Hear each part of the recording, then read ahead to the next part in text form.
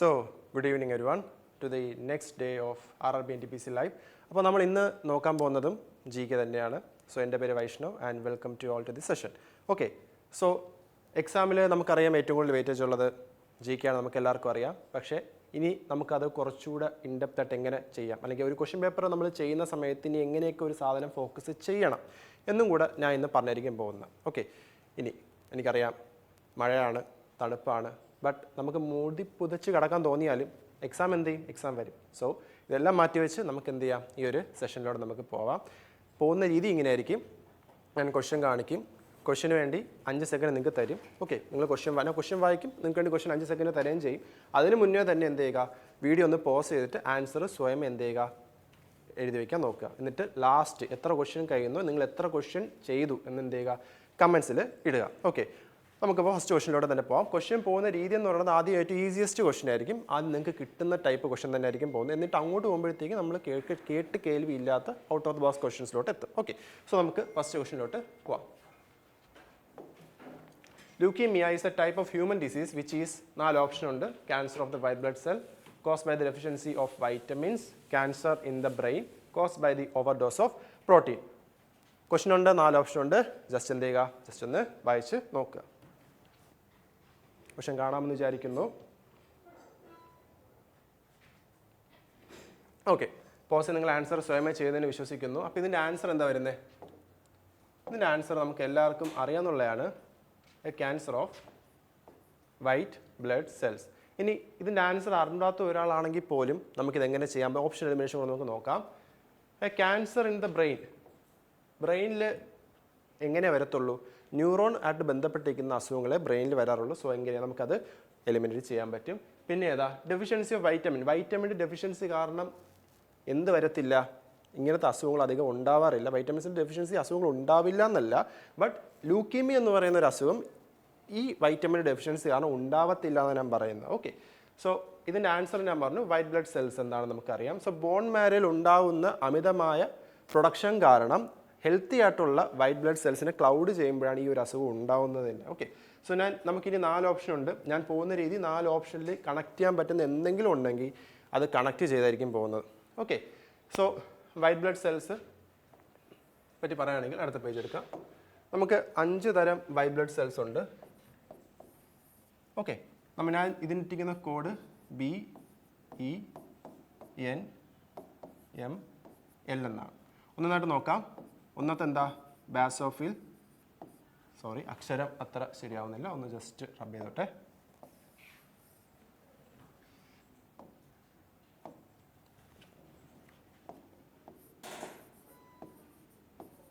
ബാസോഫിൽ,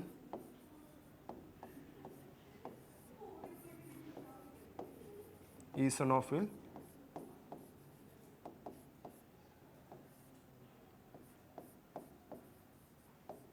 ന്യൂട്രോഫൈൽ,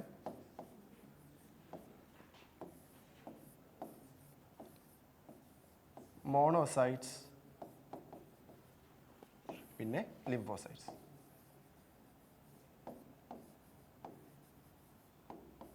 നമുക്ക് 5 തരം ആണ് ഉള്ളത്.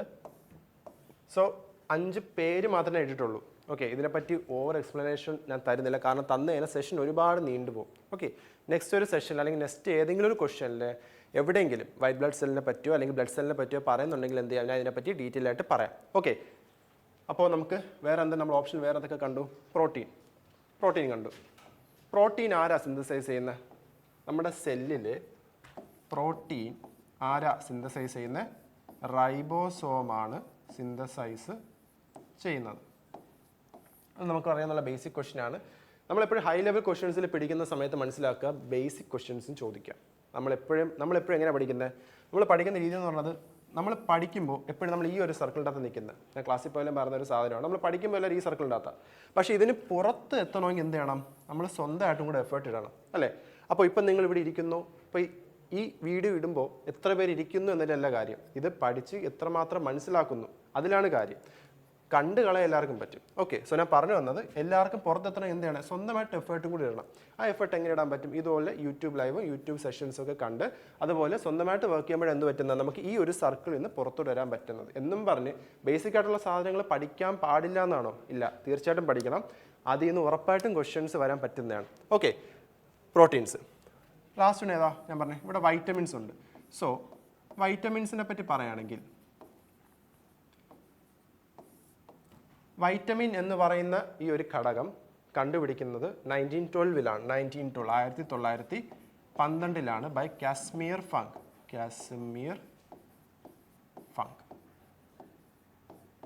കാസ്മിയർ ഫങ്ക് ആണ് കണ്ടുപിടിക്കുന്നത്. നമുക്ക് കുറച്ച് വൈറ്റമിൻസ് ഉണ്ട്. പഠിക്കുന്ന സമയത്ത് എന്ത് ചെയ്യുക, എല്ലാം പഠിക്കുക. ടു ബി ഡീറ്റെയിൽ ആയിട്ട് പറയുകയാണെങ്കിൽ വൈറ്റമിൻ ബി എന്ത് ചെയ്യുക, കുറച്ചുകൂടി ഇമ്പോർട്ടൻസ് കൊടുത്ത് നോക്കുക. കാരണം അതിൽ ഒരുപാട് പേര് വരുന്നുണ്ട്. ഐ ബിലീവ് ഇതിന് മുന്നത്തെ സെഷനിൽ എന്ത് വരുന്നുണ്ട്, ഇതിനെപ്പറ്റി ഡീറ്റെയിൽ ആയിട്ട് പറയുന്നുണ്ടെന്ന് ഞാൻ വിശ്വസിക്കുന്നുണ്ട്. സോ നിങ്ങൾക്ക് ആ സെഷനിൽ ഇപ്പോൾ എന്ത് ചെയ്യാം നോക്കാം. എനിക്ക് പറയാൻ പറ്റാത്തതുകൊണ്ടല്ല, പറഞ്ഞാൽ എന്ത് പറ്റും, സെഷൻ നീണ്ടുപോകും. സോ അത് ഒരുപാട് നീണ്ടു പോകാതിരിക്കാൻ വേണ്ടി എന്ത് പറഞ്ഞത്, ജസ്റ്റ് വൈറ്റമിൻ ബിയുടെ എല്ലാ ഗ്രൂപ്പും നോക്കാൻ പറഞ്ഞത്. നമുക്ക് വൈറ്റമിൻസ് 2 തരം ഉണ്ട്. ഇങ്ങനത്തെയാടാ, ഫാറ്റ് സോല്യൂബിളും ഉണ്ട്, വാട്ടർ സോല്യൂബിളും ഉണ്ട്.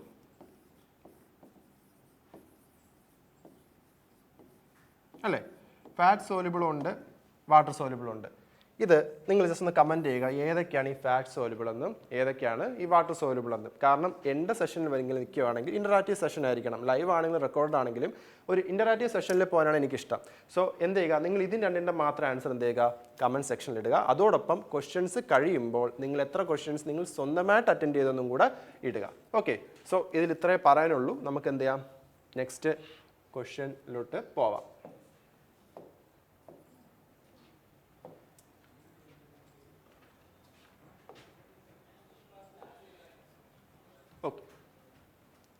Question, Dash was the first satellite launched by US in 1958.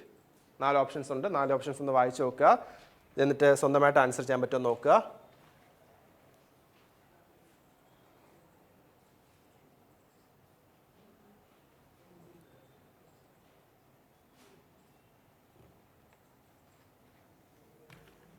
Okay, സ്വന്തമായിട്ട് ആൻസർ ചെയ്യാൻ പറ്റുന്ന ഒരു ക്വസ്റ്റ്യനാണ് ഞാൻ ഇട്ടത്. തീർച്ചയായിട്ടും ഇതിൽ നിങ്ങൾ ശ്രദ്ധിക്കേണ്ട 2 കാര്യങ്ങളുണ്ട്. ഒന്ന്, ഫസ്റ്റ് സാറ്റലൈറ്റ് എന്ന വാക്കും, രണ്ടാമത്തത് ഈ വർഷവും. എന്തുകൊണ്ടെന്ന് പറയാം. ഇത് പ്രീവിയസ് ഇയർ ആണ്. അടുത്തോട്ടം ചോദിക്കുമ്പോഴത്തേക്കും ഈ സാറ്റലൈറ്റ് അല്ലെങ്കിൽ ഇപ്പോൾ പറയാൻ പോകുന്ന ആൻസറിൽ ഈ സാറ്റലൈറ്റ് വിട്ട ഏത് വർഷമാണെന്ന് ചോദിക്കാം. ഓക്കെ, നമ്മളെപ്പോഴും ക്വസ്റ്റ്യൻ പഠിക്കുന്ന സമയത്ത് അങ്ങനെ പഠിക്കാവുള്ളൂ. അടുത്ത വട്ടം ക്വസ്റ്റ്യൻ ഇടുന്ന സമയത്ത് ഇത് എങ്ങനെയൊക്കെ തിരിച്ച് ചോദിക്കാൻ പറ്റും എന്നും കൂടെ നോക്കാം നമുക്ക്. അപ്പോൾ ഇതിൻ്റെ ആൻസർ നമുക്ക് ഓപ്ഷൻ മെൻഷൻ ചെയ്യാം. സ്പട്നിക് ആണോ? വരാൻ ചാൻസ് എന്തായാലും ഇല്ല. അതെവിടെ എന്താ, അത് റഷ്യയുടെയാണ്. നമുക്ക് എല്ലാവർക്കും അറിയാം. ജസ്റ്റ് കേട്ട് കേൾവിയിലാണെങ്കിൽ നമുക്കത് പരിചയം കാണും. റഷ്യയുടെ ആണ്. അടുത്ത് അപ്പോളോ 11, അത് USA അല്ലെങ്കിൽ അമേരിക്കയുടേത് തന്നെയാണ്. സോറി, ഞാൻ ഇവിടെ ഒരു ചെറിയ തിരുത്ത് വരുത്താം. റഷ്യയാണോ ആക്ച്വലി? ഇപ്പോൾ റഷ്യ ആയിരിക്കാം, പക്ഷേ അന്ന് സ്പട്നിക് വിടുന്ന സമയത്ത് റഷ്യ എന്നല്ല അതിനറിയപ്പെടുന്നത്. അന്ന് അറിയുന്നത് എന്താ, അന്ന് USSR ആയിട്ടാണ് അതിനെ അറിയപ്പെട്ടിരുന്നത്. USSR ഡിസിൻഗ്രേറ്റ് ചെയ്താണ് റഷ്യ ആവുന്നത് ഇൻ ദ ഇയർ 1991-92. ഈ വർഷത്തിന് ഒരു പ്രത്യേകത ഉണ്ട്. GK എന്ന് പറയുമ്പോഴത്തേക്കും ഇവിടെ തന്നെ നിൽക്കാൻ പറ്റുന്ന ഒരു സാധനമല്ല. നമുക്ക് എന്ത് ചെയ്യാം, എക്സ്പാൻഡ് ചെയ്ത് എത്ര വേണം പോവാം. സോ എനിക്കിത് പറഞ്ഞപ്പോൾ എനിക്ക് ഓർമ്മ വന്നൊരു സാധനമുണ്ട്. ഈ വർഷം അല്ലെങ്കിൽ ഈ ഒരു സമയത്താണ് ബാലൻസ് ഓഫ് പേയ്മെൻറ്റ് ക്രൈസിസ് ഉണ്ടാകുന്നത്, അല്ലെങ്കിൽ BOP ഉണ്ടാകുന്നത്. ബാലൻസ് ഓഫ് പേയ്മെൻറ്റ് ക്രൈസിസ് ഉണ്ടാകുന്നത്. ഓക്കെ, സോ എന്താണെന്ന് ഞാൻ പറയുന്നില്ല, ജസ്റ്റ് ഓർത്തിരിക്കും ഇങ്ങനെ ഒരു സംഭവം നടക്കുന്നുണ്ട്. എക്കണോമിക്സിൻ്റെ ഏതെങ്കിലും ക്വസ്റ്റ്യൻ വരുന്നുണ്ടെങ്കിൽ നമ്മൾ അതിൽ 5 ഇയർ പ്ലാൻ ടച്ച് ചെയ്യുന്നുണ്ടെങ്കിൽ എന്ത് ചെയ്യാം, ഞാൻ അതിനെപ്പറ്റി ഡീറ്റെയിലായിട്ട് പറഞ്ഞുതരാം. ഓക്കെ, ക്വസ്റ്റ്യൻ ഉണ്ടെന്നാണ് എൻ്റെ ഓർമ്മ. ഞാൻ PPT പ്രിപ്പയർ ചെയ്ത് ഉറപ്പായിട്ട് ഇതിൻ്റെ അകത്ത് കാണും. സോ അപ്പോളോ 11 USA തന്നെയാണ്. പക്ഷേ അതൊരു മാൻ മിഷൻ, അതായത് മനുഷ്യരെ ഇരുത്തിക്കൊണ്ട് സ്പേസിൽ എങ്ങോട്ടാ മൂണിലോട്ട് പോയ മിഷനാണ് അപ്പോളോ 11 എന്ന് പറയുന്നത്. അടുത്ത GSAT തിരിഞ്ഞു പോരും. നമുക്ക് GSLV ഉണ്ട്, GSAT ഉണ്ട്.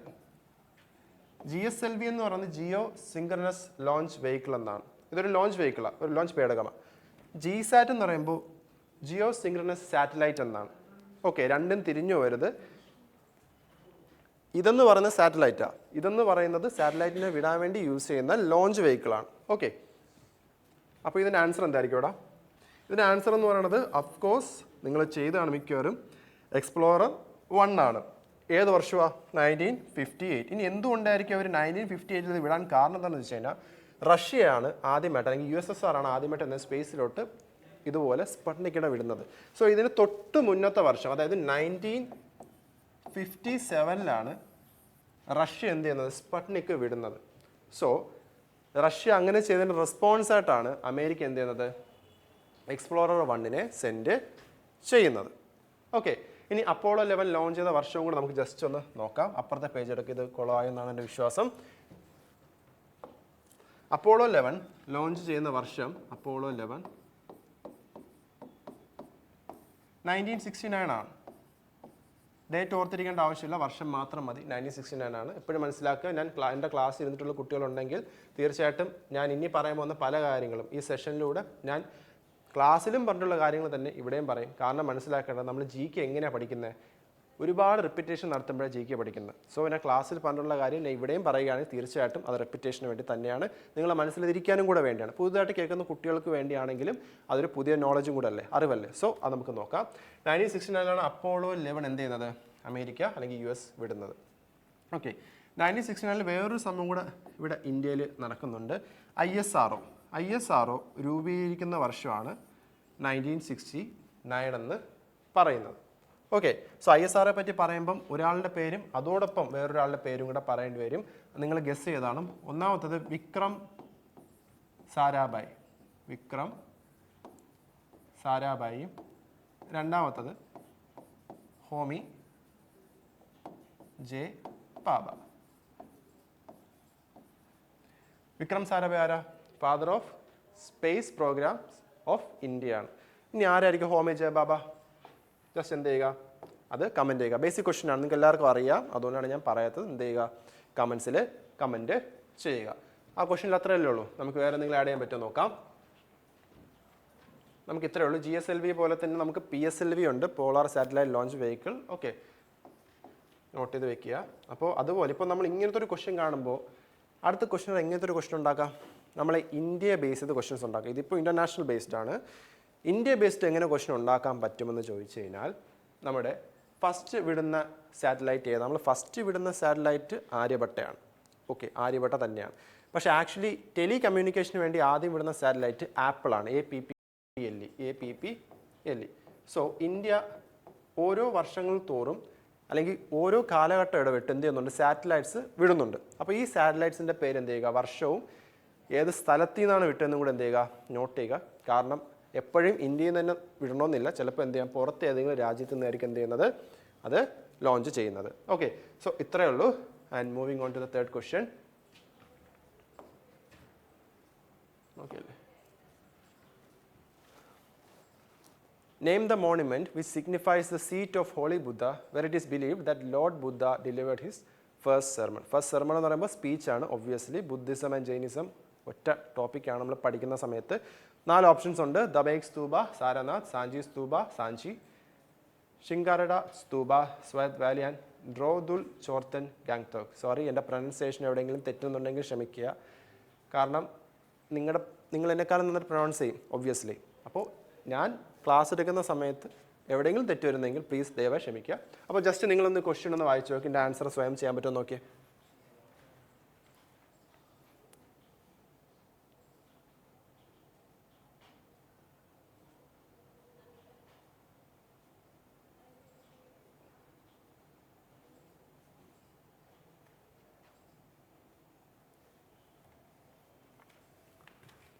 ഓക്കെ, നമുക്ക് നോക്കാം ഇതിൻ്റെ ആൻസർ എന്താ. മിക്കവർക്കും അറിയായിരിക്കും. ഇതിൻ്റെ ആൻസർ എന്ന് പറയുന്നത് ധമേക് സ്തൂപ സാരാനാഥിലാണ് ഇതിൻ്റെ ആൻസർ വരുന്നത്.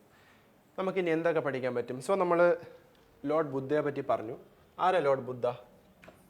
ബുദ്ധിസം പ്രൊപ്പഗേറ്റ് ചെയ്യുന്ന അല്ലെങ്കിൽ ആ ഐഡിയൽ മുന്നോട്ട് കൊണ്ടുപോകുന്ന ഒരാളാണ് ആരെന്ന് പറയുന്നത്?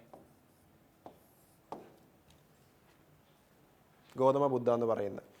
അപ്പോൾ ഇദ്ദേഹത്തിൻ്റെ ജീവിതത്തെ പറ്റി പറയുകയാണെങ്കിൽ 29ാമത്തെ വയസ്സിലാണ് ഇദ്ദേഹം വീട് വിട്ട് ഇറങ്ങുന്നത്. നമുക്ക് എല്ലാവർക്കും അറിയാം. 29ാമത്തെ വയസ്സ്. ആ നോട്ട് ചെയ്ത് വെച്ചോണേ, ഏജ് ജസ്റ്റ് ഒന്ന് നോട്ട് ചെയ്ത് വെച്ചോണേ. 29ാമത്തെ വയസ്സിലാണ് ഇദ്ദേഹം വീട് വിട്ട് ഇറങ്ങുന്നത്. അതുപോലെ തന്നെ ഇതുപോലെ തന്നെ വീട് വിട്ട് ഇറങ്ങുന്ന ഒരാളും കൂടെ ഉണ്ട്, വർത്തമാന മഹാവീര. അദ്ദേഹം ജൈനിസം ആക്ച്വലി ജൈനിസം കണ്ടുപിടിക്കുന്നത് വർത്തമാന മഹാവീര അല്ല, അത് കുറച്ചുകൂടെ നന്നായിട്ട് പ്രൊപ്പഗേറ്റ് ചെയ്ത് അത് ഫേമസ് ആക്കുന്ന ഒരാളാണ് വർത്തമാന മഹാവീര. അദ്ദേഹം വീട് വിട്ടിറങ്ങുന്നത് 30-ാമത്തെ വയസ്സിലാണ്. ഓക്കെ, സോ ബുദ്ധിസത്തെ പറ്റി പറഞ്ഞപ്പോൾ ഗൗതമ ബുദ്ധ. ഗൗതമ ബുദ്ധയാണ്. അപ്പോൾ ഗൗതമ ബുദ്ധയെ പറ്റി പറയുമ്പോൾ ഇദ്ദേഹത്തിന് ഓരോരോ സംഗതികളെന്ന് പറയുമ്പോഴത്തേക്കും ഇദ്ദേഹത്തിൻ്റെ ബർത്ത്, ഇദ്ദേഹത്തിൻ്റെ ഡെത്ത്, ഇദ്ദേഹത്തിൻ്റെ ഫസ്റ്റ് സെർമൺ, ഇദ്ദേഹം വീട് വിട്ട് ഇറങ്ങുന്നതിന് എന്ത് സിമ്പലാണ് കൊടുത്ത് റെപ്രസെൻ്റ് ചെയ്യുന്നത് ചോദിക്കാറുണ്ട്. സോ നമുക്ക് ഫസ്റ്റ് ഒന്ന് നോക്കാം അദ്ദേഹത്തിൻ്റെ ബർത്ത്. അദ്ദേഹത്തിൻ്റെ ബർത്ത് സിഗ്നിഫൈ ചെയ്യാൻ വേണ്ടി യൂസ് ചെയ്തതാണ് ലോട്ടസ് ആൻഡ് ബുൾ എന്ന് പറയുന്നത്. Lotus and bull. ഇനി വീട് വിട്ടിറങ്ങി, അതായത് 29-ാമത്തെ വയസ്സിൽ വീട് വിട്ടിറങ്ങിയെന്ന് പറഞ്ഞു. സോ അതിനെ റെപ്രസെൻ്റ് ചെയ്യുന്ന ഒരു സിമ്പിളുണ്ട്. ആ സിമ്പിളാണ് ഏതെന്ന് പറയുന്ന ഹോഴ്സ് എന്ന് പറയുന്നത്. ഈ ഹോഴ്സിനൊരു പേരുണ്ട് കേട്ടോ, അത് നിങ്ങൾ കമൻറ്റ് ചെയ്തേ. ഹൗസ് വിട്ടിറങ്ങി, ഞാൻ ജസ്റ്റ് ഹൗസ് എന്ന് എഴുതുവാണ്. ഇദ്ദേഹത്തിൻ്റെ ഫസ്റ്റ് സെർമൺ അതിനെ റെപ്രസെൻ്റ് ചെയ്യാൻ വേണ്ടി യൂസ് ചെയ്യുന്നതാണ് വീൽ എന്ന് പറയുന്നത്. ഫസ്റ്റ് സെർമൺ, ധർമ്മചക്ര പരിവർത്തനം എന്ന് നമ്മൾ പറയും. ഇദ്ദേഹത്തിൻ്റെ ഡെത്ത് സിഗ്നിഫൈ ചെയ്യാൻ വേണ്ടിയാണ് എന്ത് ചെയ്യുന്നത്, സ്തൂപാസ് നമ്മൾ വയ്ക്കുന്നത്. സോ നമ്മളിവിടെ സ്തൂപ ടച്ച് ചെയ്തു. അപ്പോൾ നിങ്ങൾ ഇത് പഠിക്കുന്ന സമയത്ത് എന്ത് പഠിക്കണം, ബുദ്ധിസം എന്തൊക്കെ പഠിക്കണം എന്നൊരു ഐഡിയ തരാം. കാരണം എല്ലാം തന്നതിന് ക്ലാസ് നീണ്ടു. ആൾറെഡി എത്ര ക്വസ്റ്റൻ നമ്മളായുള്ളൂ, 3 ക്വസ്റ്റൻ ആയുള്ളൂ. കുറച്ചുകൂടെ പോയാൽ കൊള്ളാവുന്നുണ്ട്, കുറച്ചുകൂടെ പോകണം. അതുകൊണ്ട് എന്ത് ചെയ്യാം, ജസ്റ്റ് ഒരു ബേസിക് ഐഡിയ തരാം എന്തൊക്കെ നോക്കണമെന്ന്. ഓക്കെ, ഫസ്റ്റ് വൺ ബുദ്ധിസം ആണെങ്കിൽ ബുദ്ധിസം എടുക്കാം. എന്ത് ചെയ്യുക, ഫസ്റ്റ് ഒബ്വിയസ്ലി ഫൗണ്ടർ. ഞാൻ പറഞ്ഞു ആരാണ് ഫൗണ്ടർ എന്ന്. നമ്മൾ ബുദ്ധിസം പഠിക്കുമ്പോൾ ഇദ്ദേഹത്തിൻ്റെ അച്ഛൻ്റെ അമ്മയുടെയും പേര് പഠിക്കും.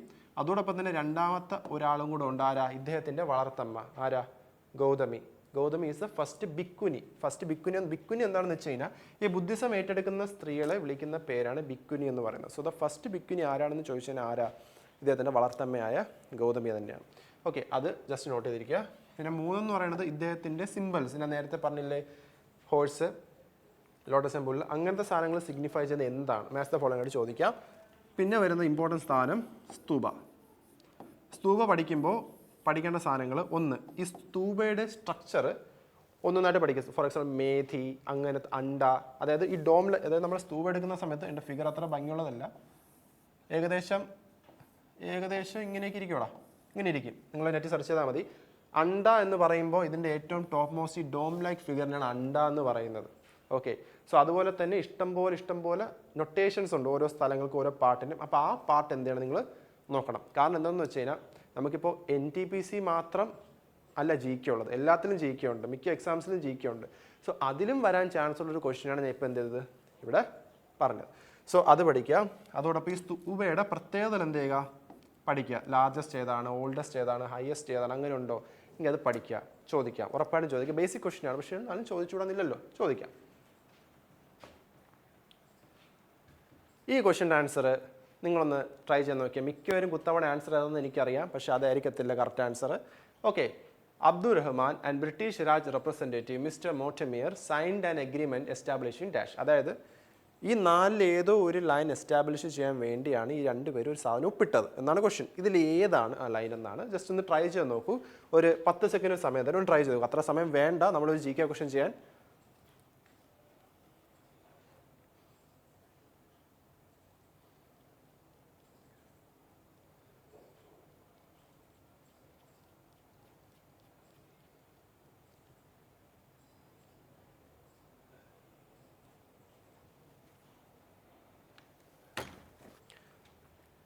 കിട്ടിയോ?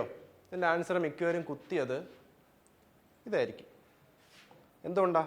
ഒബ്വിയസ്ലി ഒരാളുടെ പേരിവിടെ കിടപ്പുണ്ട്. അപ്പോൾ എന്താ നമ്മൾ ഓക്കെ ഇതാണ് ആൻസർ, കുത്തി കഴിഞ്ഞു. തെറ്റ്. എത്ര മാർക്ക് പോയി? 0.3 പോയി. NTPC ആണ് 0.3 പോവുള്ളൂ. ശരി ഉത്തരത്തിന് 1 മാർക്ക്. സോ നിങ്ങൾ ക്വസ്റ്റ്യൻ അറ്റൻഡ് ചെയ്യുന്ന സമയത്ത് ഉറപ്പുള്ളത് മാത്രമേ ദയവ് ചെയ്ത് കുത്താവുള്ളൂ. Especially GK. നമ്മൾ മനസ്സ് പറയും ഇതായിക്കൂടെ, പക്ഷെ ഇതല്ല ആൻസർ. ഇതിൻ്റെ ആൻസർ എന്ന് പറയുന്നത് ഡ്യൂറൻറ്റ് ലൈനാണ്. ഇയാളുടെ ഫുൾ നെയിം അറിഞ്ഞിരുന്നെങ്കിൽ നിങ്ങൾ അതേ കുത്തുമായിരുന്നുള്ളൂ. ഇയാളുടെ ഫുൾ നെയിം മോർട്ടമിയർ ഡ്യൂറൻറ്റ് എന്നാണ്. മോർട്ടമിയർ ഡ്യൂറൻറ്റ് എന്നാണ് ഇയാളുടെ ഫുൾ നെയിം. ഇനി എന്താണ് ഈ ഡ്യൂറൻറ്റ് ലൈൻ? ഇൻ്റർനാഷണൽ ബൗണ്ടറീസിൽ ഒന്നാണ്. ഇനി ഏത് 2 കൺട്രീസിൻ്റെ ബൗണ്ടറീസാണ്?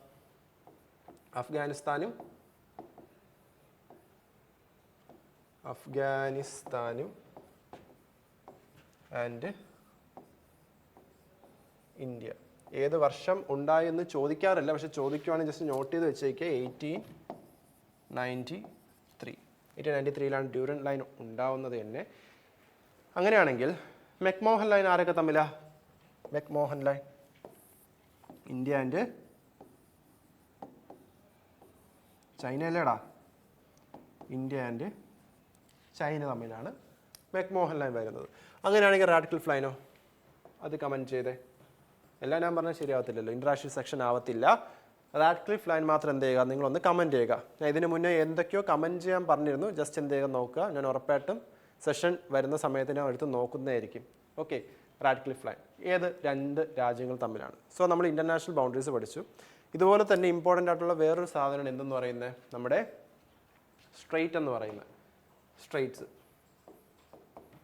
ഇപ്പോൾ സ്ട്രെയിറ്റ് എന്താണ് പഠിക്കേണ്ടതെന്നാണ്. കാരണം ഇതിനെപ്പറ്റി എക്സ്പ്ലെയിൻ ചെയ്ത് നിന്നാൽ തന്നെ 10 മിനിറ്റ് പോകും, സെഷൻ നീണ്ടുപോകും, ഞാൻ നേരത്തെ പറഞ്ഞതുപോലെ. സോ എന്തൊക്കെ പഠിക്കണമെന്ന് പറയാം. സ്ട്രെയിറ്റ് ആദ്യം പഠിക്കേണ്ടത് ഇന്ത്യക്ക് ചുറ്റുമുള്ളത്, അത് ഫസ്റ്റ് തിങ്. കാരണം ഇന്ത്യക്ക് ചുറ്റുമുള്ളത് ബേസ് ചെയ്ത് അത് എപ്പോഴും ക്വസ്റ്റ്യൻ വരുള്ളൂ. അതിനുശേഷം ഇൻ്റർനാഷണൽ ബൗണ്ടറീസിലോട്ട് അല്ലെങ്കിൽ ഇൻ്റർനാഷണൽ സ്ട്രെയിറ്റ്സിലോട്ട് പോവുക. ഇനി ജിയോഗ്രഫി പഠിക്കുന്ന സമയത്ത് വേറൊരു സാധനം എന്ന് പറയുന്നത് പോർട്ട് പഠിക്കുക. Port, PORT. പോർട്ട് എന്ന് പറയുമ്പോഴത്തേക്ക് എന്താ, നമ്മൾ ഇന്ത്യ എടുക്കുകയാണെങ്കിൽ ഇന്ത്യയുടെ ഓരോ മുക്കിലും മൂലയിലും അല്ല, പക്ഷെ ചില സ്ഥലത്ത് എന്തുണ്ട്, നമുക്ക് പോർട്ടുണ്ട്. ഇന്ത്യക്ക് മൊത്തം 13 മേജർ പോർട്ടാണ് ഉള്ളത്. 13 മേജർ പോർട്ട്. എൻ്റെ അറിവിൽ 13 മേജർ പോർട്ട് ഒന്നാണ്. മാറ്റം ഉണ്ടെങ്കിൽ കമൻറ്റ് ചെയ്യാൻ മറക്കരുത്. ഓക്കെ, പോർട്ട് പഠിക്കുക. പിന്നെ വേറെ എന്താ, ന്യൂക്ലിയർ റിയാക്ടേഴ്സ് അല്ലെങ്കിൽ ന്യൂക്ലിയർ പവർ പ്ലാന്റ്സ്. ഇതിനെപ്പറ്റി എന്ത് ചെയ്യണം, അറിഞ്ഞിരിക്കണം. കാരണം കിട്ടിയ ഒരു മാർക്കാണ്. ഈ പറയുന്ന ഏതെങ്കിലും ഒരു ക്വസ്റ്റ്യൻ അല്ലെങ്കിൽ ഈ 3 ക്വസ്റ്റ്യൻ വന്ന് നിങ്ങൾക്ക് കിട്ടാൻ പോകുന്ന 3 മാർക്കാണ് നിങ്ങൾ കറക്റ്റായിട്ട് കുത്തുകയാണെങ്കിൽ. So I know this is a basic questions, പക്ഷേ ഞാൻ വീണ്ടും ഓർത്തേക്ക് ബേസിക് ക്വസ്റ്റ്യൻസ് വരാം. Okay, so let's moving on to the next question. So ഞാൻ നേരത്തെ പറഞ്ഞ എന്താ, ക്വസ്റ്റ്യൻ വായിക്കുമ്പോഴത്തേക്കും ഉത്തരം ഉറപ്പില്ലെങ്കിൽ ഓപ്ഷണൽ എലിമിനേഷൻ നടത്തി ചെയ്യാൻ നിൽക്കരുത്. നമുക്കറിയാം NTPC എത്ര ക്വസ്റ്റ്യൻസ് ഉണ്ടോ? 100 ക്വസ്റ്റ്യൻസ് ഉണ്ട്. 100ൽ നിങ്ങൾ അറ്റംപ്റ്റ് ചെയ്ത് വെച്ചിരിക്കുന്നത് അല്ലെങ്കിൽ നിങ്ങൾക്ക് ഉറപ്പുള്ളവർ കുത്തി 80 ക്വസ്റ്റ്യൻ ഉണ്ടെന്ന് വിചാരിച്ചോ. നിങ്ങൾക്ക് 1 or 2 റിസ്ക് എടുക്കാം. ഓക്കെ, എടുക്കാമെന്ന് ഞാൻ പറയുന്നുള്ളൂ, എടുക്കണം എന്നല്ല. നിങ്ങൾക്ക് 2 റിസ്ക് എടുക്കാം. കാരണം ഞാൻ പറയാം, നിങ്ങളിപ്പോൾ ഒരു 65 ക്വസ്റ്റ്യൻ അറ്റൻഡ് ചെയ്തിട്ട് നിങ്ങൾ 2 റിസ്ക് എടുത്താൽ ചിലപ്പോൾ ആ 2 റിസ്ക് 2 ആയിരിക്കത്തില്ല, 2ൽ കൂടുതൽ വരാം. നമുക്ക് ഒരിക്കലും പറയാൻ പറ്റും, നമ്മൾ കാൽക്കുലേറ്റഡ് ആയിട്ട് റിസ്ക് എടുത്താൽ പോലും റിസ്ക് എപ്പോഴും എന്ത് ചെയ്യുക, നമ്മളെ കയ്യിൽ ഒതുങ്ങണമെന്നില്ല. സോ അതും കൂടെ നേരിടാൻ വേണ്ടിയാണ് ഞാൻ പറഞ്ഞത്, എന്ത് ചെയ്യുക, നിങ്ങൾ എത്രയാണ് അറ്റംപ്റ്റ് ചെയ്യുന്നത് ആ അറ്റംപ്റ്റിനനുസരിച്ചുള്ള റിസ്ക് എടുക്കാവുള്ളൂ. 65 ആണെങ്കിൽ റിസ്ക് എടുക്കാനേ നിൽക്കല്ലോ, ഉറപ്പുള്ളത് മാത്രമേ കുത്താവുള്ളൂ. കാരണം നിങ്ങൾ ജസ്റ്റ് ഇമാജിൻ 65 നിങ്ങൾ 65 കുത്തിക്കാൻ നിങ്ങൾക്ക് ആൻസർ എത്ര മാർക്ക് കിട്ടും? 65 മാർക്ക് കിട്ടും. അതേസമയം നിങ്ങൾ റിസ്ക് എടുക്കുകയാണെങ്കിലോ നിങ്ങൾക്ക് എത്ര മാർക്ക് പോകും? 5 മാർക്ക് പോകും. 5 മാർക്ക് എങ്ങനെയാണ് പോകുന്നത്? 65 ആദ്യം 5 ക്വസ്റ്റ്യൻസ് തെറ്റിച്ചു, അപ്പോൾ എന്തായി? 60. ഇനി ഈ 60 നിന്നായിരിക്കും എന്ത് പോകുന്നത്? 1.5 അല്ലെങ്കിൽ 0.3 × 5 മാർക്ക് കുറയ്ക്കുന്നത്. സോ റിസ്ക് എടുക്കുമ്പോൾ എപ്പോഴും കാൽക്കുലേറ്റഡ് ആയിട്ട് എടുക്കുക ആൻഡ് സൂക്ഷിച്ച് എടുക്കുക.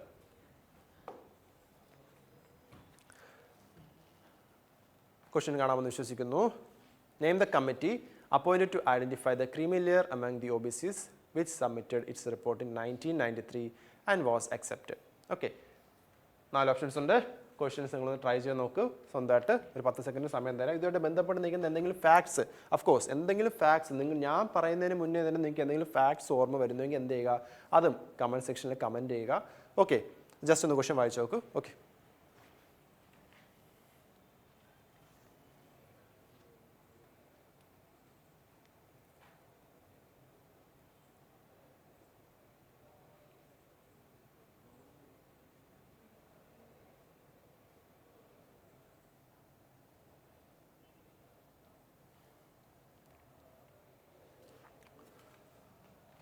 ആൻസർ കിട്ടിയോ?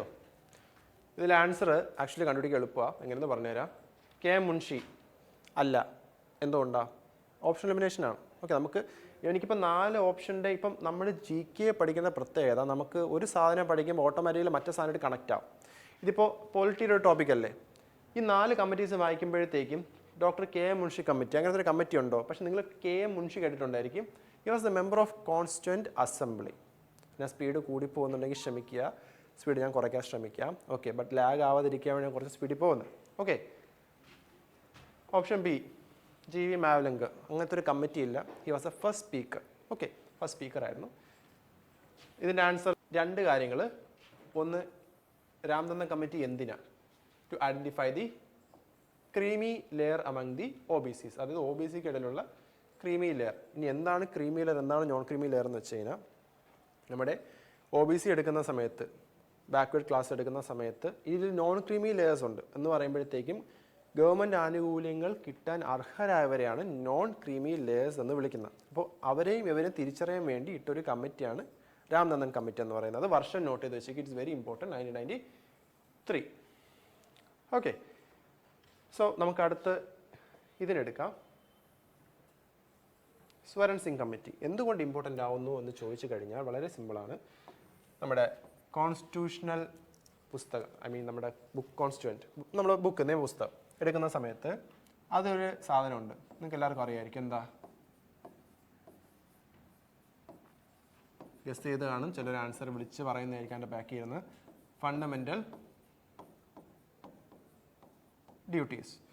ഫണ്ടമെൻ്റൽ ഡ്യൂട്ടീസിൻ്റെ സ്റ്റഡിക്കും റെക്കമെൻഡേഷനും വേണ്ടി മുന്നോട്ട് നിന്ന് പ്രവർത്തിച്ച ഒരു കമ്മിറ്റിയാണ് സ്വരൺ സിംഗ് കമ്മിറ്റി എന്ന് പറയുന്നത്. In the year 1976. അങ്ങനെയാണെങ്കിൽ ഫണ്ടമെൻ്റൽ ഡ്യൂട്ടി ഏത് പാർട്ടിലാണ് കിടക്കുന്നതെന്ന് കമൻറ്റ് ചെയ്തേ. ഏത് പാർട്ടിലാണ് കിടക്കുന്നതെന്ന് കമൻറ്റ് ചെയ്തേ. 51A എന്ത് ചെയ്യുന്നത്? ആർട്ടിക്കിൾ വരുന്നത് 51A. പക്ഷേ 51A എന്ന് മാത്രം പഠിച്ചിട്ട് കാര്യമില്ല, അതിൻ്റെ അകത്തുള്ള ഓരോരോ സബ് ക്ലോസുകളും പഠിക്കണം. മാത്സ് ദ ഫോളോയിങ് ആയിട്ട് വരാം. ഓക്കെ, ഇതിൻ്റെ അകത്ത് മൊത്തം 11 ഉണ്ട്. ഓക്കെ, തുടക്കത്തിൽ എടുക്കുകയാണെങ്കിൽ 1976 എടുക്കുകയാണെങ്കിൽ, ഈ സമയത്ത് എടുക്കുകയാണെങ്കിൽ നമുക്ക് മൊത്തം ഉണ്ടായിരുന്നത്, ഇവർ റെക്കമെൻഡ് മൊത്തം 8 ചെയ്തത്. I repeat, 8. ഇത് വളരെ ഇമ്പോർട്ടൻ്റ് ആണ്. ഒരുപാട് വട്ടം ക്വസ്റ്റ്യൻ ഇതിൽ നിന്ന് വന്നിട്ടുണ്ട്. ഇവർ എത്ര റെക്കമെൻഡ് ചെയ്തു എന്ന്. 8 റെക്കമെൻഡ് ചെയ്തത്. 8. ഈ 8 5 അന്നിരിക്കുന്ന ഗവൺമെൻറ് ആരാ? ഇന്ദിരാഗാന്ധിയുടെ ഗവൺമെൻറ് ആണ്. ഇതിൽ നിന്ന് 5. ഇന്ദിരാഗാന്ധി സർക്കാർ ഒരു 5 കൂടെ ഇട്ടു. മൊത്തം 10 ആ സമയത്ത് ഉണ്ടായത്. ഓക്കെ, അങ്ങനെ ഇരിക്കെ പുതുതായിട്ട് ഒന്നുകൂടെ ആഡ് ചെയ്തു. ആ ഒന്ന് ആഡ് ചെയ്തത് ഒരു അമെൻമെൻറ്റ് വഴിയാണ്. 86th അമെൻമെൻറ്റാണ്. 86th അമെൻമെൻറ്റ് വഴിയാണ്.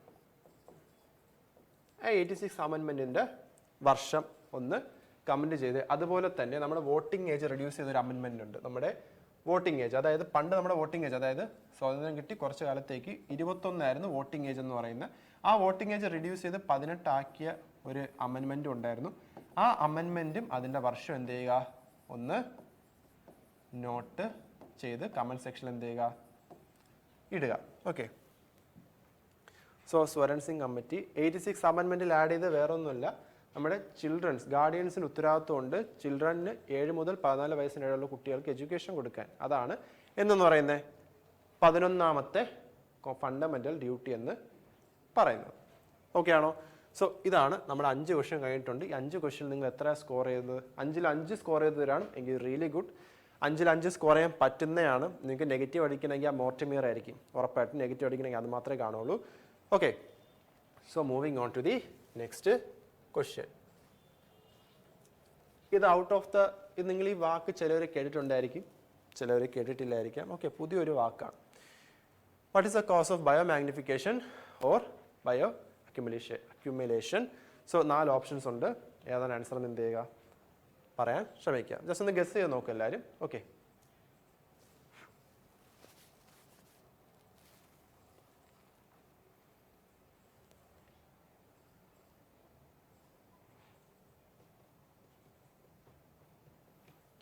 ഓക്കെ, ഇതിൻ്റെ ആൻസർ കിട്ടിയോ? ഇതിൻ്റെ ആൻസർ നമുക്ക് ഇതിലും ഓപ്ഷൻ എലിമിനേഷൻ ചെയ്യാൻ പറ്റും. നിങ്ങൾ മനസ്സിലാക്കേണ്ടത് ഞാൻ ഹാൻഡ് പിക്ക് ചെയ്ത ക്വസ്റ്റ്യൻസാണ്. അപ്പോൾ ഒബ്വിയസ്ലി ഓപ്ഷൻ എലിമിനേറ്റ് ചെയ്യാൻ പറ്റുന്ന ടൈപ്പ് ഓഫ് ക്വസ്റ്റ്യൻസാണ് ഇട്ടത്. എന്തുകൊണ്ട്? മെയിൻ റീസൺ, ക്വസ്റ്റ്യനിൽ നമുക്ക് ചില കാര്യങ്ങൾ നമുക്ക് അറിയാമെങ്കിൽ ഓപ്ഷൻ എലിമിനേഷൻ ചെയ്യാൻ പറ്റും. ചോദിക്കട്ടെ, what is the cause of bio magnification? Ozone ആവാൻ പറ്റുമോ? ഓസോണിന് റെപ്രസെൻ്റ് ചെയ്യുന്ന സിമ്പിൾ എന്താടാ? O3 ആണ്. ഓസോൺ ഡേ എന്താ? എന്നാ? ഇതിന് മുന്നത്തെ സെഷനിൽ ഒരു സാറ് പറഞ്ഞായിരുന്നു. എന്നാ? സെപ്റ്റംബർ 16. സെപ്റ്റംബർ 16 ഓസോൺ ഡേ ആചരിക്കുന്നത്. എന്തിനാണ് ആചരിക്കുന്നതെന്നും ഞാൻ പറയുന്നില്ല, കാരണം മുന്നത്തെ സെഷൻ എടുത്ത് നോക്കിയാൽ മതി. ഓക്കെ, ലൈക്കൺസ് എന്ന് പറയുന്നത് വേറൊന്നുമില്ലടാ, ഒരു ആൽഗയും ഒരു ഫംഗയും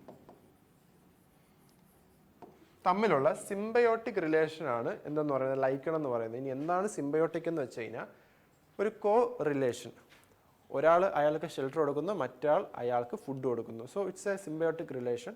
ഓക്കെ, ലൈക്കൺ അതാണ്. സോ ലൈക്കൺ കാരണം ബയോ മാഗ്നിഫിക്കേഷൻ ഉണ്ടാവത്തില്ല. ലൈക്കൺ ഈസ് ഓൾസോ ഒരു പൊല്യൂഷൻ ഇൻഡിക്കേറ്ററാണ്, പൊല്യൂട്ടൻ്റ് ഇൻഡിക്കേറ്ററാണ് ലൈക്കൺ എന്ന് പറയുന്നത്.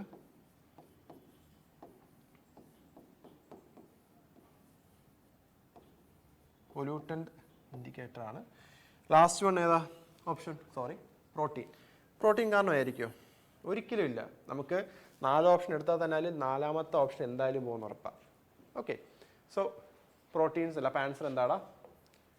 ഓർഗൻ ക്ലോറീൻസ് ആണ്. ഇനി എന്താണ് ഈ ബയോ മാഗ്നിഫിക്കേഷൻ എന്ന് വെച്ച് കഴിഞ്ഞാൽ നമ്മുടെ ഫുഡ് വെബ് അറിയാമല്ലോ, അല്ലെങ്കിൽ നമ്മുടെ ഫുഡ് ചെയിൻ ഇങ്ങനെയല്ലേ പോകുന്നത്. അതായത് ഏറ്റവും ചെറിയ ജീവി താഴെ, ഫുഡ് ചെയിൻ്റെ ടോപ്പ് മനുഷ്യരാണ് നിലവിൽ. ആസ് ഓഫ് 2025 ഫുഡ് ചെയിൻ്റെ ഏറ്റവും ടോപ്പ് മനുഷ്യരാണ്. ഇങ്ങനെ ലെവൽ ഇങ്ങനെ റൈസ് ചെയ്ത് പോകുന്ന സമയത്ത് ഏറ്റവും ടോപ്പ് മോസ്റ്റ് നിൽക്കുന്ന ആൾക്ക് എന്തായിരിക്കും ഈ എന്ത് പറയാനാ അതിന്, നമ്മൾ ചെറിയ മൈക്രോ വേസ്റ്റുകളുണ്ടല്ലോ, അത് ബോഡിയിൽ അക്യുമുലേറ്റ് ആവും. അതിനെയാണ് ബയോ അക്യുമുലേഷൻ അല്ലെങ്കിൽ ബയോ മാഗ്നിഫിക്കേഷൻ എന്ന് പറയുന്നത്. ഏറ്റവും ഹയസ്റ്റ് ആരാണ് നിൽക്കുന്ന ആരാണോ അയാൾക്കായിരിക്കും, അതായത് മനുഷ്യർക്കാണ് ഇത് ഏറ്റവും കൂടുതൽ എന്ന് പറയുന്നത്. ഓക്കെ, സോ ഇത്രയേ ഉള്ളൂ ഇതിൽ നമുക്ക് പറയാൻ പറ്റും. വേറെ എന്തെങ്കിലും പറയാൻ പറ്റുമോ? ഒന്നുകൂടെ പറയാൻ പറ്റും. ഓസോൺ കാണപ്പെടുന്നത് ഏത് ലെയറിലാണെന്ന് ചോദിച്ചു. It is stratosphere. സോ നമ്മൾ ലെയേഴ്സ് ഓഫ് അറ്റ്മോസ്ഫിയർ ടച്ച് ചെയ്ത് ജസ്റ്റ് അതും കൂടെ പെട്ടെന്ന് പറയാം. നമ്മൾ എർത്തിൻ്റെ ആദ്യം വരുന്ന ലെയർ ട്രോപ്പോസ്ഫിയർ, പിന്നെ വരുന്നത് ട്രോപ്പോപോസ് വരുന്നുണ്ട്, എഴുതുന്നില്ല, കേൾക്കുക. ട്രോപ്പോസ്ഫിയർ, പിന്നെയാണ് സ്ട്രാറ്റോസ്ഫിയർ വരുന്നത്. സോ സ്ട്രാറ്റോസ്ഫിയറിലാണ് എന്തുള്ളത്? ഓസോൺ ലെയർ ഉള്ളത്. ട്രോപ്പോസ്ഫിയർ, സ്ട്രാറ്റോസ്ഫിയർ, പിന്നെ ഏതാ വരുന്നത്? Mesosphere and so on. അങ്ങനെ പോകുന്നു.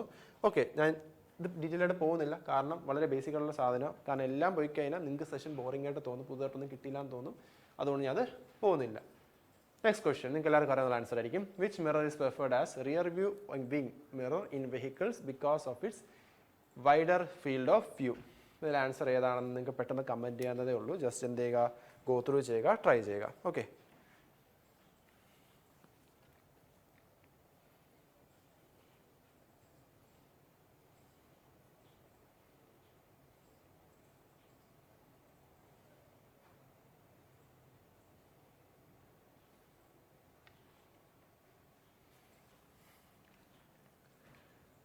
ഇതിൻ്റെ ആൻസർ എന്തായിരിക്കും?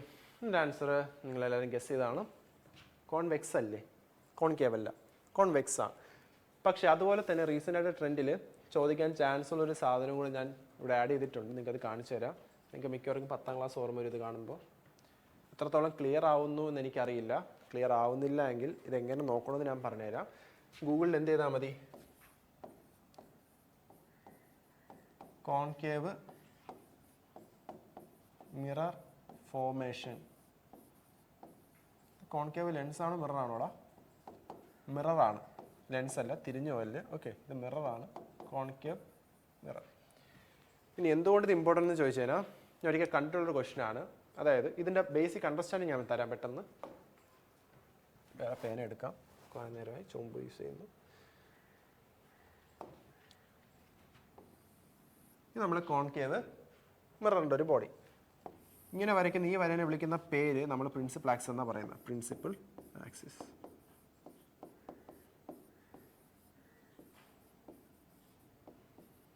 പ്രിൻസിപ്പൽ ആക്സിസ് എന്ന് വിളിക്കും.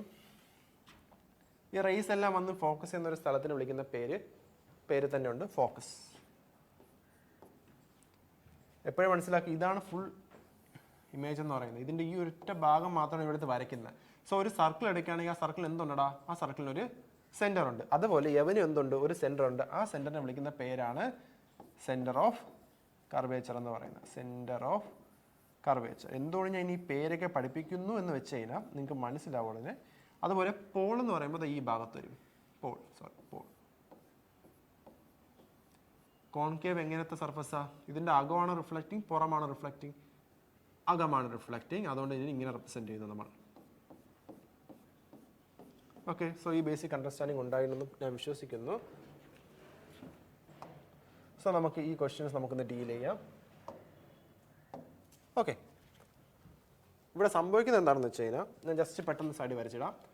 ആദ്യം നമ്മൾ ചെയ്യുന്നത് എന്ത് ചെയ്യുന്നതാണ്, നമ്മുടെ പോളുണ്ട്, നമ്മുടെ ഫോക്കസ് ഉണ്ട്, സെൻറ്റർ ഓഫ് കർവേച്ചർ ഉണ്ട്. നമ്മൾ ഒബ്ജക്റ്റ് എന്ന് പറയുമ്പോൾ ഈ ലൈറ്റ് എമിറ്റ് ചെയ്യുന്ന ഒബ്ജക്റ്റിന് എന്ത് ചെയ്യും, ഇൻഫിനിറ്റിയിൽ കൊണ്ടുപോയിക്കും, അതായത് ദൂരെ കൊണ്ടുപോയിക്കും.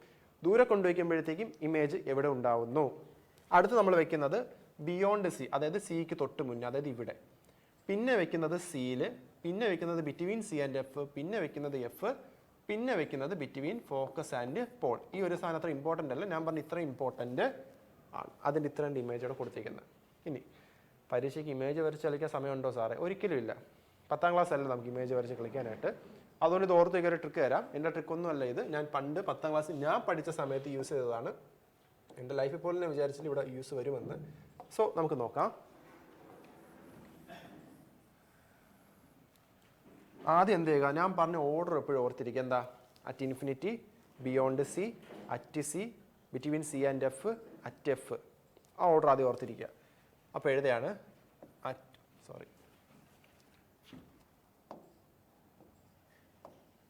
Okay. First one at infinity. ആദ്യം തെളിയുന്നില്ല. Okay, sorry. First one at, ഇവിടെ തികയത്തില്ല എന്ന് തോന്നുന്നു. നമുക്ക് നെക്സ്റ്റ് പേജിൽ പോവാം. നെക്സ്റ്റ് പേജ് നമുക്ക് റബ്ബ് ചെയ്യേണ്ടി വരും, കുഴപ്പമില്ല. ഓക്കെ, ഇതിൽ ചെയ്യാം. ഫസ്റ്റ് വൺ എന്താ പറഞ്ഞേ? At infinity. പിന്നെ എവിടെയാ? Beyond C. കുറച്ച് പിടിച്ചെഴുതാം. Beyond C. പിന്നെ വരുന്നത് അറ്റ് സി. പിന്നെ വരുന്നത് ബിറ്റ്വീൻ സി ആൻഡ് എഫ്. പിന്നെ വരുന്നത് അറ്റ് എഫ്. 5 3 4 5. ഞാൻ അതിന് നമ്പർ കൊടുക്കാം. 1 2 3 4 5. ഇനി ഇത് ഒബ്ജക്റ്റ് ഇരിക്കുന്ന പൊസിഷനാണ്. ഇത് ഒബ്ജക്റ്റ് ഇരിക്കുന്ന പൊസിഷനാണ് ഇതെന്ന് പറയുന്നത്. അങ്ങനെയാണെങ്കിൽ ഇമേജ് എവിടെ ഉണ്ടാവുമെന്ന് ഓർത്തിരിക്കാനുള്ള ഈസി ട്രിക്കാണ് പറയുന്നത്. എന്ത് ചെയ്താൽ മതി? ഈ നമ്പറിങ്സിന് തലകുത്തനെ എഴുതിയാൽ മതി. That is 5 4 3 2 1. ഒബ്ജക്റ്റ് ഇൻഫിനിറ്റിയിലാണ് വെക്കുന്നത്. ഇമേജ് എവിടെ ഉണ്ടാകുന്നത്? 5 എന്ന് പറയുമ്പോൾ അറ്റ് എഫ്. കഴിഞ്ഞു, പരിപാടി കഴിഞ്ഞു. അറ്റ് സിയിലെ ഒബ്ജക്റ്റ് എവിടെ? ഇമേജ് 3. ക്വസ്റ്റ്യൻ തിരിച്ചു ചോദിക്കാം. ഇമേജ് ഇവിടെയാണ് ഉണ്ടാകുന്നതെങ്കിൽ, അതായത് ഇമേജ് അറ്റ് സിയിലാണ് ഉണ്ടാകുന്നെങ്കിൽ ഒബ്ജക്റ്റ് എവിടെ വെച്ചിരിക്കുന്നത്? തിരിച്ചു ചോദിക്കാം. സോ പരീക്ഷയ്ക്ക് പടം വരച്ച് കളിക്കേണ്ട ആവശ്യമില്ല. പരീക്ഷയ്ക്ക് എന്ത് ചെയ്യുക, ഈ ഒരു ട്രിക്ക് ഓർമ്മ ഉണ്ടെങ്കിൽ നിങ്ങൾക്ക് 1 മാർക്ക് കിട്ടും. സോ എങ്ങനത്തെ ഇമേജ് ആണെന്ന് ചോദിച്ചു കഴിഞ്ഞാൽ റിയൽ ഇമേജ് ആണ് ഇവരുണ്ടാക്കുന്നത്. റിയൽ ആൻഡ് ഇൻവേർട്ടഡ് ഇമേജ് ആണ് ഇവരുണ്ടാക്കുന്നത്. ഓക്കെ ആണോ? ഓക്കെ, സോ ഇത്രയേ ഉള്ളൂ. ഇത്രയാണ് എനിക്ക് പറയാനുള്ളത് ഈ ഒരു സെഷനെ പറ്റി, ഈ ഒരു ടോപ്പിക്കിനെ പറ്റി എനിക്ക് പറയാനുള്ളത്. So moving on to the next question. ഇതൊരു 8ാമത്തെ ക്വസ്റ്റ്യൻ ആയതേ ഉള്ളൂ. ഓക്കെ, നമുക്ക് നെക്സ്റ്റ് ക്വസ്റ്റ്യൻ നോക്കാം. Construction of the Qutub Minar, the world's tallest brick minaret, commenced in 1193 under the order of Dash, the founder of Delhi Sultanate. Easy ക്വസ്റ്റ്യനാണ്, വളരെ easy ക്വസ്റ്റ്യനാണ്, വളരെ ബേസിക് ക്വസ്റ്റ്യനാണ്. ക്വസ്റ്റ്യനിൽ തന്നെ ആൻസർ ഉണ്ട്. അതെങ്ങനെയാണെന്ന് ഞാൻ പറയാം. ജസ്റ്റ് ക്വസ്റ്റ്യൻ ഗോ ത്രൂ ചെയ്യുക.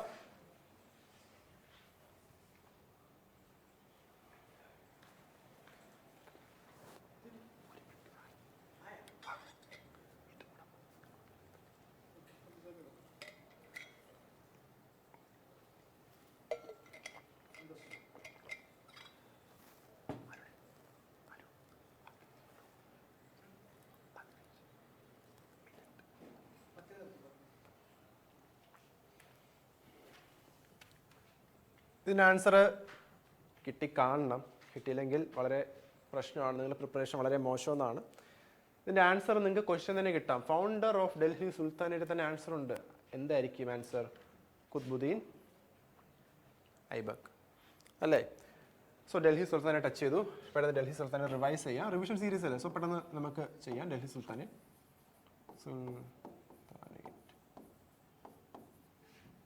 ആദ്യം വരുന്ന ഏത് ഡൈനസ്റ്റിയാ? Slave dynasty.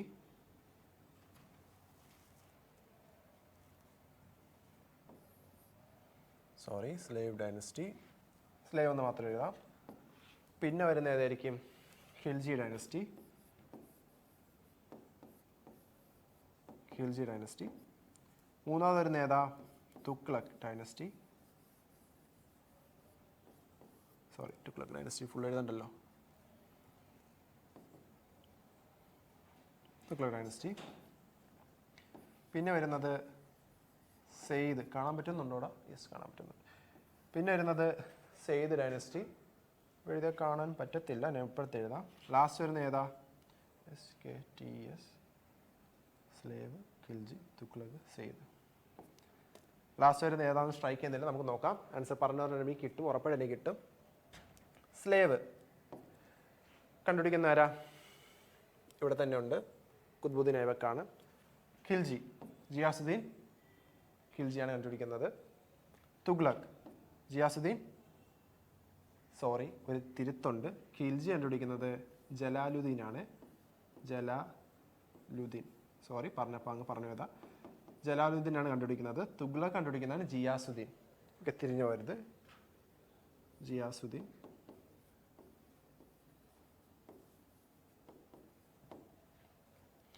സെയ്ദ് കണ്ടുപിടിക്കുന്ന ആരാ? ഒന്ന് കമൻറ്റ് ചെയ്ത് അറിയുന്നുള്ള ആൻസറാണ്. ഒന്ന് കമൻറ്റ് ചെയ്തേ. അതുപോലെ ലാസ്റ്റ് വരുന്നത് എനിക്ക് സ്ട്രൈക്ക് ചെയ്യുന്നില്ല, എൻ്റെ ഓർമ്മയിൽ കിട്ടുന്നില്ല. നമുക്ക് മുന്നോട്ട് പോകുമ്പോൾ കിട്ടുമായിരിക്കും എനിക്ക്. സോ അതത്രേ ഉള്ളൂ. സോ ഇതിൽ നിങ്ങൾ ഓർത്തിരിക്കേണ്ട വേറൊരു പേരും കൂടെ ഉണ്ട്, ഇൽതുത്മിഷ് എന്ന് പറയും. ഇനി ആരാണ് ഇൽതുത്മിഷ് എന്ന് വെച്ച് കഴിഞ്ഞാൽ, ഈ ഒരു കുത്തബ് മിനാർ കംപ്ലീറ്റ് ചെയ്യുന്ന ഒരാളാണ് ഇൽതുത്മിഷ് എന്ന് പറയുന്നത്. ഇതിൻ്റെ 5ാമത്തെ ഫ്ലോർ ബിൽഡ് ചെയ്യുന്നതാണ് ആരെന്ന് പറയുന്നത്? ഫിറോസ് ഷാ തുഗ്ലക് എന്ന് പറയുന്ന 5ാമത്തെ ഫ്ലോർ ബിൽഡ് ചെയ്യുന്നത് ഫിറോസ് ഷാ തുഗ്ലക്കും. അതുപോലെ ഇത് ബിൽഡിംഗ് കംപ്ലീറ്റ് ചെയ്ത് കമ്മൻസ് അത് സ്റ്റാർട്ട് ചെയ്ത് ഖുത്ബുദ്ദീൻ ഐബക്ക. പക്ഷെ അദ്ദേഹം എന്ത് പറ്റി? അദ്ദേഹം പെട്ടെന്ന് മരണപ്പെടുന്നു. ഓക്കെ, മരണപ്പെടുന്നത് കാരണം ഇൽതുത്മിഷ് ആണ് എന്ത് ചെയ്യുന്നത്? ഇത് കംപ്ലീറ്റ് ചെയ്യുന്നത്. ഓക്കെ, ഇതിൽ ഇത്രയല്ലേ ഉള്ളൂ. Okay, moving on. സ്ഥലം ഉണ്ടായിരുന്നു. ഓക്കെ, ഈസി ക്വസ്റ്റൻ ആണ്. നിങ്ങൾക്ക് ക്വസ്റ്റൻ വായിക്കുമ്പോൾ ആൻസർ കിട്ടിക്കാണ്. Krishnanattam is a famous dance of which of the following state? ഏത് സ്റ്റേറ്റിലെയാണ് കൃഷ്ണനാട്ടം വരുന്നത്? സോ ഇതിൻ്റെ ആൻസർ ഇത് ഞാൻ നിങ്ങൾക്ക് സമയം തരുന്നില്ല, കാരണം കൃഷ്ണനാട്ടം എന്ന് കാണുമ്പോൾ തന്നെ നിങ്ങൾ ആദ്യം പോവേണ്ട എങ്ങോട്ട് തന്നെ ആയിരിക്കും? കേരള. ആൻസർ കേരള ആണ്. ചിലപ്പോൾ കോഡിട്ടിരിക്കുന്നത് ആട്ടം വന്ന തമിഴ്നാടെന്നാണെങ്കിൽ എടാ തെറ്റും. Krishnanattam Kerala, KK. Okay, so ഇതുകൊണ്ട് എന്ത് മനസ്സിലായി? ഡാൻസ് ഫോമുകൾ പഠിക്കുക.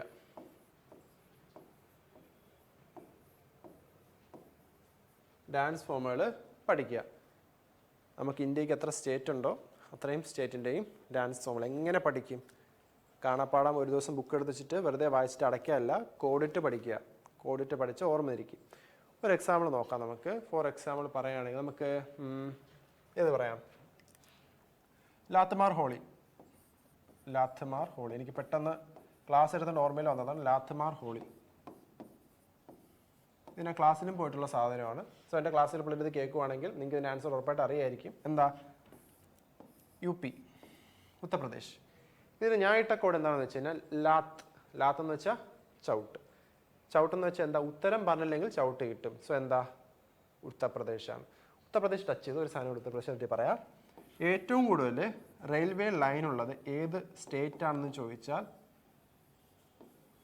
ആൻസർ ഉത്തർപ്രദേശാണ്. അതുപോലെ ഏറ്റവും ലീസ്റ്റ് ആയിട്ട് അല്ലെങ്കിൽ ഇല്ല എന്ന് പറയത്തക്ക വട്ടം റെയിൽവേ ലൈൻസ് ചോദിക്കുവാണെങ്കിൽ, അതായത് ഇല്ല കുറവാണ് എന്ന് ചോദിക്കാൻ ആൻസർ സിക്കിമാണ്. ഓർത്ത് വെച്ചോ. നമ്മൾ ഏറ്റവും കൂടുതൽ പഠിക്കുന്നതോടൊപ്പം ഏറ്റവും കുറവും എന്ത് ചെയ്യുക എപ്പോഴും നോക്കി വയ്ക്കുക. ഓക്കെ ആണോ? ഇത്ര എളുപ്പം പറയാനുള്ളൂ. സോ ഡാൻസ് ഫോമുകൾ പഠിച്ചു വയ്ക്കുക. വരും ഒരു ക്വസ്റ്റ്യൻ ഉറപ്പായിട്ടും വരും, എന്തായാലും വരും. Okay, moving on to the next question. The chief election commissioner of India holds the office for dash. ഇതിൻ്റെ ആൻസർ സ്വന്തമായിട്ട് ചെയ്യണം. നോക്കിയേ, 5 സെക്കൻഡ് സമയം തരാം, 10 സെക്കൻഡ് സമയം തരാം, ട്രൈ ചെയ്ത്. അതോടൊപ്പം ഏത് ആർട്ടിക്കിൾ ആണെന്ന് കൂടെ ഒന്ന് കമൻറ്റ് ചെയ്താൽ അത്രയും ബെറ്റർ.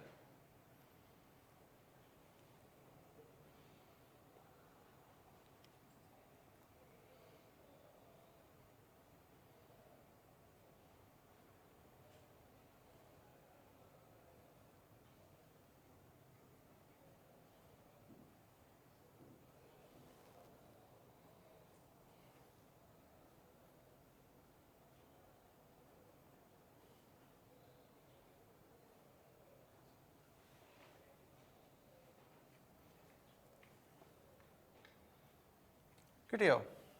ഇതിൻ്റെ ആൻസർ വരുന്നത് ഓപ്ഷൻ സി ആണ്. അപ്പോൾ അതോടൊപ്പം എനിക്കൊരു കാര്യം കൂടെ ഓർമ്മ വന്നടാ പെട്ടെന്ന്.